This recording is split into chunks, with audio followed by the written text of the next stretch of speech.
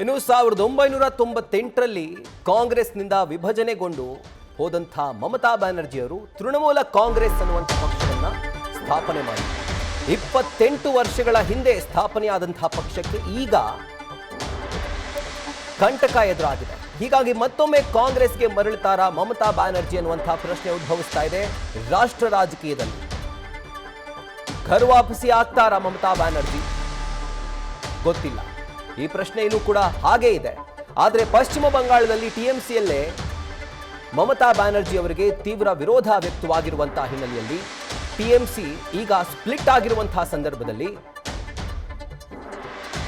TMC ವಾಪಸ್ ಕಾಂಗ್ರೆಸ್ ಜೊತೆ ವಿಲೀನ ಮಾಡೋದಕ್ಕೆ ಮಮತಾ ಬ್ಯಾನರ್ಜಿ ಅವರು ಮುಂದಾಗಿದ್ದಾರಾ ಅನ್ನುವಂತಹ ಪ್ರಶ್ನೆ ಉದ್ಭವಿಸ್ತಾ ಇದೆ. ಈಗಾಗಲೇ ಎಐಸಿಸಿ ಅಧಿನಾಯಕಿ ಸೋನಿಯಾ ಗಾಂಧಿ ಅವರು ಮಮತಾ ಬ್ಯಾನರ್ಜಿಗೆ ಆಗಲೇ ಆಹ್ವಾನವನ್ನು ಕೊಟ್ಟಿದ್ದಾರೆ. ನೀವು ಮರಳಿ ಕಾಂಗ್ರೆಸ್ ಪಕ್ಷಕ್ಕೆ ಸೇರ್ಕೊಳ್ಳಿ ಅನ್ನುವಂಥ ಆಹ್ವಾನವನ್ನು ಈಗ ಅವರು ಕೊಟ್ಟಿದ್ದಾರೆ. ಅದರ ಬೆನ್ನಲ್ಲೇ ಇವತ್ತು ಟಿಎಂಸಿಯ ನಾಯಕ ಅಭಿಷೇಕ್ ಬ್ಯಾನರ್ಜಿ ಇವತ್ತು ಬೆಳಗ್ಗೆ ರಾಹುಲ್ ಗಾಂಧಿ ಅವರನ್ನು ಮೀಟ್ ಮಾಡಿದ್ದಾರೆ. ಆ ಒಂದು ವಿಜುವಲ್ಸ್ ಕೂಡ ಗಮನಿಸ್ತಾ ಇದ್ದೀರಿ. ಸೊ ಎಲ್ಲ ಬೆಳವಣಿಗೆ ಏನನ್ನ ಸೂಚಿಸ್ತಾ ಇದೆ?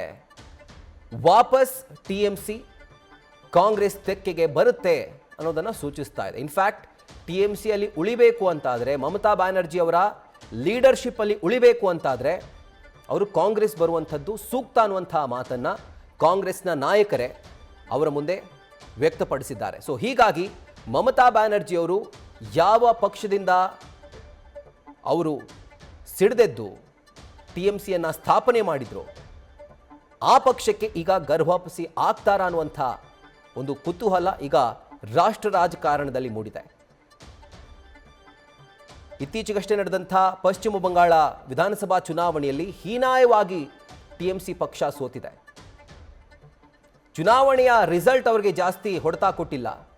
ಆದರೆ ಸೋತ ನಂತರ ಆಗ್ತಿರುವಂಥ ಬೆಳವಣಿಗೆಗಳಿದ್ದಾವಲ್ಲ ಪಕ್ಷದಲ್ಲಿ, ಅದು ಅವರಿಗೆ ದೊಡ್ಡ ಪೆಟ್ಟನ್ನು ಕೊಡ್ತಾ ಇರುವಂಥದ್ದು. ಒಂದು ಕಡೆ ಗೆದ್ದಿರುವಂಥ ಅರ್ಧಕ್ಕೂ ಅಧಿಕ MLAಗಳು, ಇನ್ಫ್ಯಾಕ್ಟ್ ಮುಕ್ಕಾಲು ಭಾಗ MLAಗಳು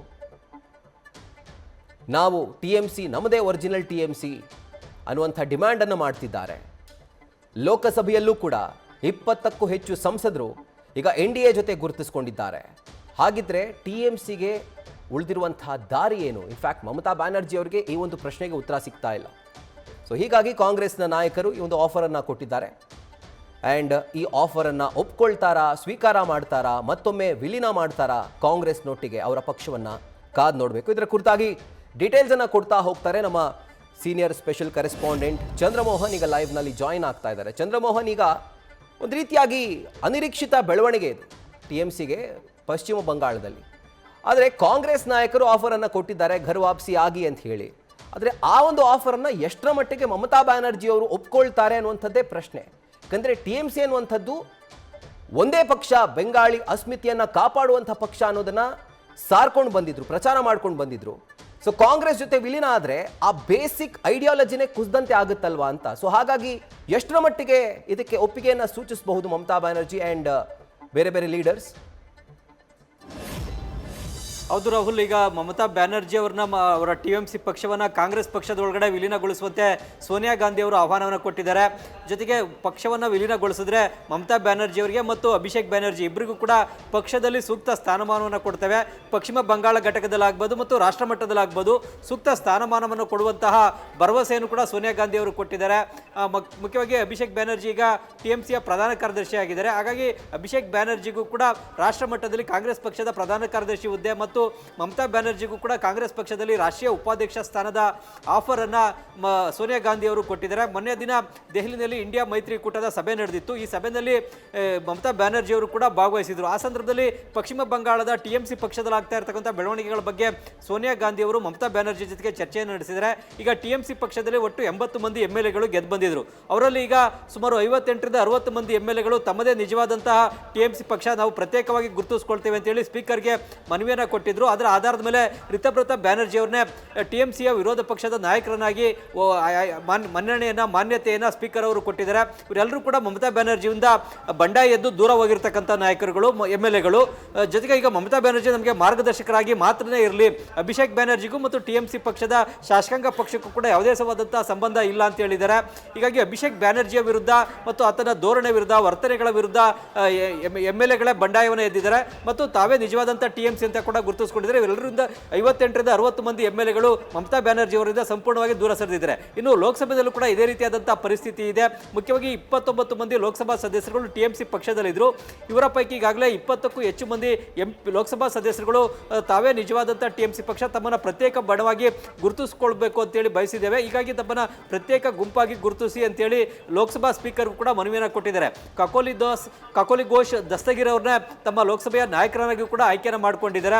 ಇಷ್ಟು ವರ್ಷಗಳ ಕಾಲ ಅಭಿಷೇಕ್ ಬ್ಯಾನರ್ಜಿ ಅವರು ನಾಯಕರಾಗಿದ್ದರು. ಈಗ ಅವರ ಬದಲಿಗೆ ಕಕೋಲಿ ಘೋಷ್ ದಸ್ತಗಿರ್ ಅವ್ರನ್ನ ನಾಯಕರನ್ನಾಗಿ ನಾವು ಆಯ್ಕೆ ಮಾಡ್ಕೊಂಡಿದ್ದೀವಿ ಅಂತೇಳಿ ಲೋಕಸಭಾ ಸ್ಪೀಕರ್ ಕೂಡ ಪತ್ರ ಕೊಟ್ಟಿದ್ದಾರೆ. ಹೀಗೆ ಲೋಕಸಭೆ ಮತ್ತು ವಿಧಾನಸಭೆ ಇದರಲ್ಲೂ ಕೂಡ TMCಯ ಬಹುತೇಕ MLAಗಳು, MPಗಳು ಪ್ರತ್ಯೇಕವಾಗಿ ಗುರುತಿಸಿಕೊಂಡಿದ್ದಾರೆ. ಇದರಿಂದಾಗಿ ಮಮತಾ ಬ್ಯಾನರ್ಜಿಗೆ ಪಕ್ಷದ ಮೇಲಿನ ಹಿಡಿತವೇ ಹೊರಟೋಗಿದೆ. ಸುಮಾರು 15 ವರ್ಷಗಳ ಕಾಲ ಪಶ್ಚಿಮ ಬಂಗಾಳದಲ್ಲಿ CM ಆಗಿ ಆಳ್ವಿಕೆ ನಡೆಸಿದಂಥ ಮಮತಾ ಬ್ಯಾನರ್ಜಿ ಈಗ ತಮ್ಮ ಪಕ್ಷದ ಮೇಲಿನ ಹಿಡಿತವನ್ನು ಕಳ್ಕೊಂಡಿದ್ದಾರೆ. ಈಗ ಕೆಲವೇ ಮಂದಿ MLAಗಳು ಮತ್ತು MPಗಳು ಮಾತ್ರವೇ ಮಮತಾ ಬ್ಯಾನರ್ಜಿಯವರ ಬೆಂಬಲಕ್ಕೆ ಇದ್ದಾರೆ ಮತ್ತು ಅವರ ಪಕ್ಷದಲ್ಲಿ ಈಗಲೂ ಕೂಡ ಮುಂದುವರೆದಿದ್ದಾರೆ. ಹೀಗಾಗಿ ಇಂತಹ ಸ್ಥಿತಿಯಲ್ಲಿ ಮಮತಾ ಬ್ಯಾನರ್ಜಿಯವರನ್ನ ಮತ್ತು TMC ಪಕ್ಷವನ್ನು ಕಾಂಗ್ರೆಸ್ ಪಕ್ಷದಲ್ಲಿ ವಿಲೀನಗೊಳಿಸಿ ಎನ್ನುವ ಸಲಹೆಯನ್ನು ಸೋನಿಯಾ ಗಾಂಧಿ ಅವರು ಕೊಟ್ಟಿದ್ದಾರೆ, ಆಹ್ವಾನವನ್ನು ಕೂಡ ಕೊಟ್ಟಿದ್ದಾರೆ. ಹೀಗಾಗಿ ಈ ಒಂದು ಆಹ್ವಾನವನ್ನು ಮಮತಾ ಬ್ಯಾನರ್ಜಿ ಒಪ್ಕೊಳ್ತಾರಾ ಇಲ್ವೇ, ಮತ್ತೆ ನಾನು ಫಿನಿಕ್ಸ್ನಿಂದ ಎದ್ದು ಬರ್ತೇನೆ, ತಳಮಟ್ಟದಿಂದ ಪಕ್ಷವನ್ನು ಸಂಘಟಿಸ್ತೇನೆ ಅನ್ನೋ ಒಂದು ಮಾತನ್ನು ಏನಾದರೂ ಕೂಡ ಹೇಳ್ತಾರ ಅನ್ನತಕ್ಕಂತಹ ಕುತೂಹಲ ಇದೆ. ಈಗ ಅಭಿಷೇಕ್ ಬ್ಯಾನರ್ಜಿ ಕೂಡ ಇವತ್ತು ರಾಹುಲ್ ಗಾಂಧಿ ಅವ್ರನ್ನ ದೆಹಲಿಯ ಜನಪತ್ ರಸ್ತೆಯ ನಿವಾಸದಲ್ಲಿ ಭೇಟಿಯಾಗಿ ಮಾತುಕತೆಯನ್ನು ಕೂಡ ನಡೆಸಿದ್ದಾರೆ. ಜೊತೆಗೆ ನಾಳೆ ಕಾಂಗ್ರೆಸ್ ಅಧ್ಯಕ್ಷರಾಗಿರ್ತಕ್ಕಂಥ ಮಲ್ಲಿಕಾರ್ಜುನ್ ಖರ್ಗೆ ಅವರು ಕೂಡ ಎಲ್ಲ ರಾಜ್ಯಗಳ ಕಾಂಗ್ರೆಸ್ ಅಧ್ಯಕ್ಷರುಗಳ ಸಭೆ ಕೂಡ ಕರೆದಿದ್ದಾರೆ. ಹಾಗಾಗಿ ಆ ಸಭೆಯಲ್ಲಿ ಏನಾದರೂ ಕೂಡ ತೀರ್ಮಾನವನ್ನು ಪ್ರಕಟಿಸ್ತಾರಾ ಹೇಗೇನಾದರೂ ಕೂಡ ನೋಡಬೇಕಾಗುತ್ತೆ. ಈಗ ತಮಗೆ ಈ ವಿಷಯದ ಬಗ್ಗೆ ಚರ್ಚೆ ನಡೆಸಿ ತೀರ್ಮಾನ ಕೈಗೊಳ್ಳಲಿಕ್ಕೆ ಸ್ವಲ್ಪ ಕಾಲಾವಕಾಶ ಬೇಕು ಅಂತ ಕಾಲಾವಕಾಶವನ್ನು ಮಮತಾ ಬ್ಯಾನರ್ಜಿ ಪಡ್ಕೊಂಡಿದ್ದಾರೆ. ಹಾಗಾಗಿ ಕಾಲಾವಕಾಶವನ್ನು ಪಡ್ಕೊಂಡು ಏನು ಚರ್ಚೆ ನಡೆಸಿ ಏನು ತೀರ್ಮಾನ ಈಗ ನಮಗೆ ಗೊತ್ತು, ಅಂದರೆ ಎಲ್ರಿಗೂ ಕೂಡ ಗೊತ್ತು ಕಾಂಗ್ರೆಸ್ನ ಹೈಕಮಾಂಡ್ ಯಾರು ಅಂತ. ಮೇಜರ್ ಡಿಸಿಷನ್ ತೆಗೆದುಕೊಳ್ಳೋದೇ ಕಾಂಗ್ರೆಸ್ನ ಹೈಕಮಾಂಡ್, ಟಾಪ್ 3. ಇನ್ನೊಂದು ಕಡೆಯಲ್ಲಿ ಬಂಗಾಳದಲ್ಲಿ TMC ಹೈಕಮಾಂಡ್ ಅಂದರೆ ಅದು ಮಮತಾ ಬ್ಯಾನರ್ಜಿ, ಅಭಿಷೇಕ್ ಬ್ಯಾನರ್ಜಿ. ಸೊ ಅಕಸ್ಮಾತ್ ಏನಾದರೂ ಕಾಂಗ್ರೆಸ್ ಪಕ್ಷದ ಜೊತೆ ಗುರುತಿಸ್ಕೊಂಡ್ರೆ ಕಾಂಗ್ರೆಸ್ ಹೈಕಮಾಂಡ್ ತೆಗೆದುಕೊಳ್ಳುವಂತಹ ತೀರ್ಮಾನಕ್ಕೆ ಅಥವಾ ನಿರ್ಣಯಕ್ಕೆ ಮಮತಾ ಬ್ಯಾನರ್ಜಿ, ಅಭಿಷೇಕ್ ಬ್ಯಾನರ್ಜಿ ಒಪ್ಕೊಳ್ಬೇಕಾಗತ್ತೆ. ಬಟ್ ಅಲ್ಲಿ ಈಗೋ ಕ್ಲಾಶ್ ಆಗಲ್ವಾ ಅಂತ. ಯಾಕಂದರೆ ಮಮತಾ ಬ್ಯಾನರ್ಜಿ ಅವರು ಎಂಥ ಒಂದು ಆ್ಯಟಿಟ್ಯೂಡನ್ನು ಹೊಂದಿರುವಂಥ ರಾಜಕಾರಣಿ, ಗಟ್ಟಿ ರಾಜಕಾರಣಿ ನಾವು ನೋಡಿದ್ದೀವಿ. ಸೊ ಆ ಡಿಸಿಷನ್ಗಳನ್ನು ಇವರು ಒಪ್ಕೊಳ್ತಾರಾ, ಆ ಡಿಸಿಷನ್ಗಳನ್ನು ತಲೆಬಾಗಿ ಸ್ವೀಕಾರ ಮಾಡ್ತಾರಾ ಅಂತ ಮುಂದಿನ ದಿನಗಳಲ್ಲಿ ವಿಲೀನ ಆಯಿತು ಅಂತಾದರೆ? ರಾಹುಲ್, ಅದು ಕೂಡ ಮಮತಾ ಬ್ಯಾನರ್ಜಿ ಅವರಿಗೆ ಕಷ್ಟ ಮತ್ತು ಆ ಒಂದು ಬೇರೊಬ್ಬರ ತೀರ್ಮಾನಗಳನ್ನು ಒಪ್ಕೊಳ್ಳುವಂಥ ವ್ಯಕ್ತಿತ್ವ ಮಮತಾ ಬ್ಯಾನರ್ಜಿ ಅವ್ರದ್ದಲ್ಲ ಮತ್ತು ಅವರು ಹಿಂದೆ ಕಾಂಗ್ರೆಸ್ ಪಕ್ಷದಲ್ಲೇ ಇದ್ದಂಥವ್ರು.